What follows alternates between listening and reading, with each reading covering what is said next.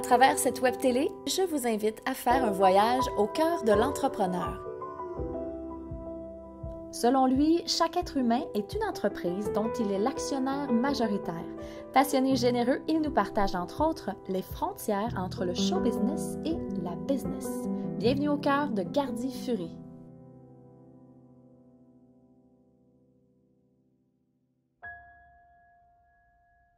C'est parti d'une expérience de vie. Donc, c'était parti d'une expérience de justement l'entrepreneur en toi qui était au niveau plus artistique, a vécu une expérience qui a fait prendre des choix, qui t'était rendu à un point de choix finalement, comme tu parles de ton fameux Y.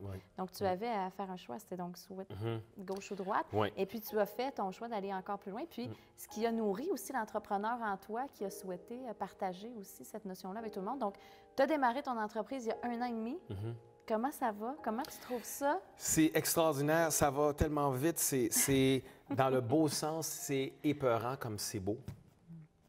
C'est beau.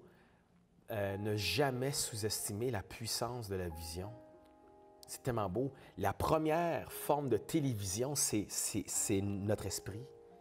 Si tu le vois, c'est parce qu'il doit y avoir quelque chose que tu dois comprendre et que tu dois tirer de l'invisible au visible, donc pour l'incarner. C'est extraordinaire. En déjà même pas officiellement, oui, 1 an et demi, mais sinon, ça va faire seulement 2 mois qu'on a partagé le message dans la bouteille, Message in a bottle, dans tous les IGA et déjà, là, je ne sais pas, je dois dire des chiffres, mais on est déjà au-dessus de 91 000 bouteilles vendues en moins de 2 mois. Bravo.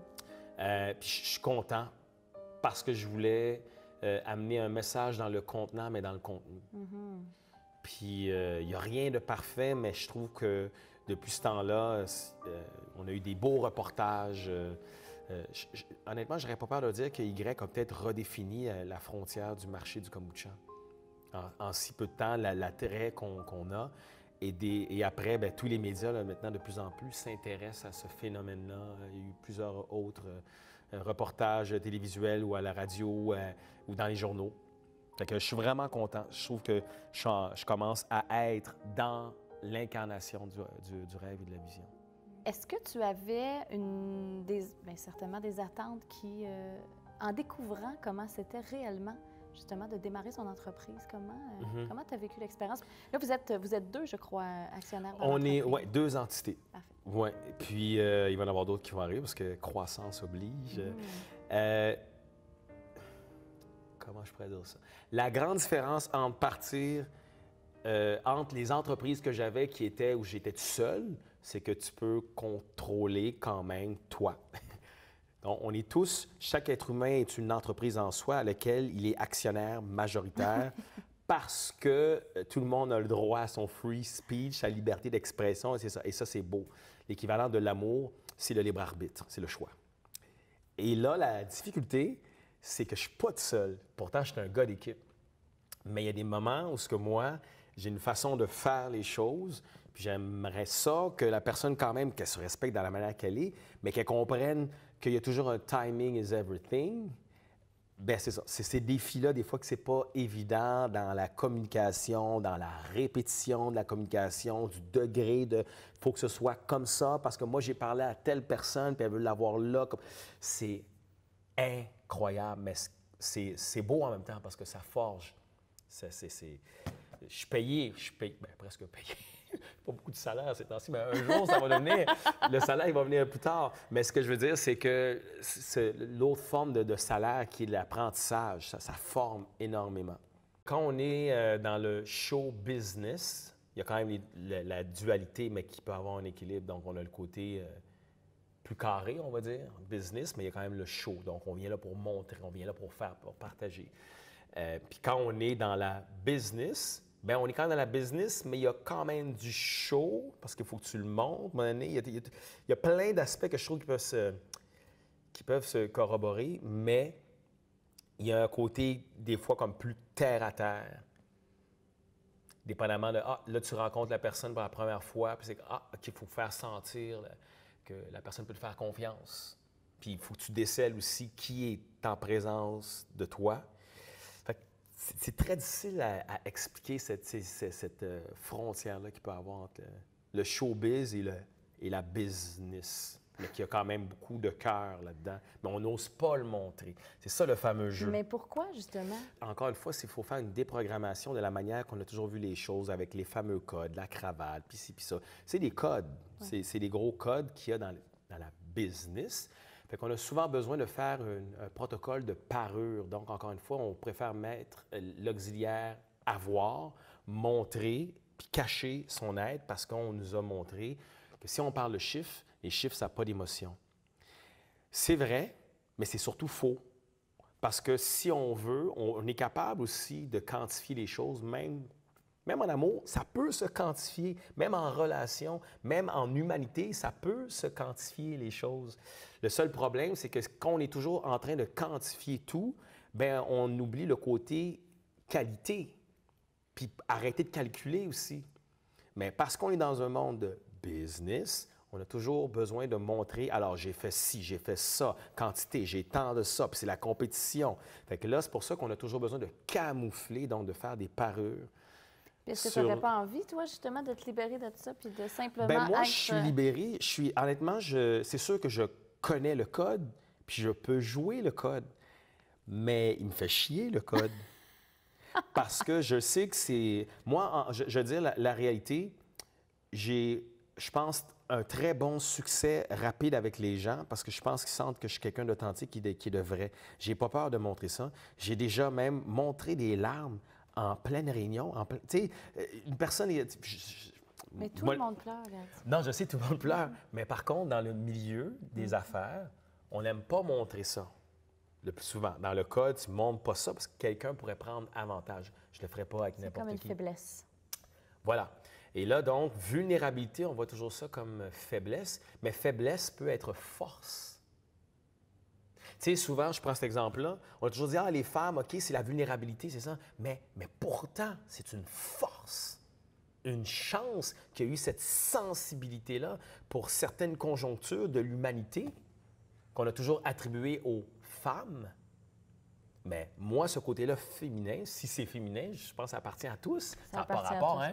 Voilà, tu sais, mais pendant, tu sais, genre, autrefois, on parlait de même, hein, les femmes, c'est le même. Puis ça n'a pas rapport. Ça n'a pas rapport. Ça n'a pas rapport. Fait que, dans le fond, c'est de... Je veux, et je pense que c'est vers ça qu'on s'en va. Et si je peux être utilisé pour briser cette frontière-là, bien qu'elle soit brisée à jamais. Mais c'est ce que tu es, en fait. Tu es comme ça. Ouais. Donc, indirectement, même sans t'en rendre compte, c'est ce que tu émanes autour de toi aussi. Et c'est ce que les gens avec qui tu collabores dans ton entreprise, ou peu importe les gens que tu rencontres, quand tu partages, on ressent cette passion du cœur-là. Oui, mais puis ça ne m'empêche pas de calculer non plus. Non, absolument pas. Tu vois, mais souvent, parce que moi, je l'ai vécu souvent. Je veux dire, une autre affaire, un défi, mais c'est pas souvent. Mais je sais que la perception avec ce côté-là que j'ai, qui est très artiste, qui est très, comment je pourrais dire, un peu alternatif dans un monde qui est un peu plus carré. Mais moi, j'arrive à jouer dans le carré puis à faire ça comme ça. Puis, hey, ça peut être le fun aussi, ça peut être un peu plus swing. C'est comme, ah, ben oui, c'est un artiste, hein. Fait qu'ils voient toujours ça comme ça, fait qu'ils disent, ah, ben c'est parce... Ben oui, mais combien d'artistes ont fait des choses extraordinaires? Moi, je regarde un gars comme Richard Branson, à l'époque, avec Virgin, une entreprise à multiples milliards avec je ne sais pas combien de produits étant rattachés à la marque Virgin, qui a redéfini la façon de faire la mise en marché, même à l'époque avec British Airways, qui était la compagnie aérienne à l'époque. Puis après ça, il y a eu le culot de partir son entreprise aérienne. Mais il a compris que, ce qu'il faut, c'est qu'il faut faire ressortir les choses autrement. Il faut donner de l'entertainment, il faut divertir les gens, mais ça n'empêche pas qu'il y a quand même un sérieux à travers ça. Bien, en pas trop longtemps, bien, il a déclassé British Airways. Puis, tu sais, c'est le fun, on peut tout voir ça sur Internet. C'est une autre expérience, exactement. C'est une autre expérience, puis c'est l'essence. Il a amené son essence à lui dans une autre façon de faire. Oui. Puis il y a des chiffres là-dedans pareil. Complètement. T'sais, Ça n'empêche pas.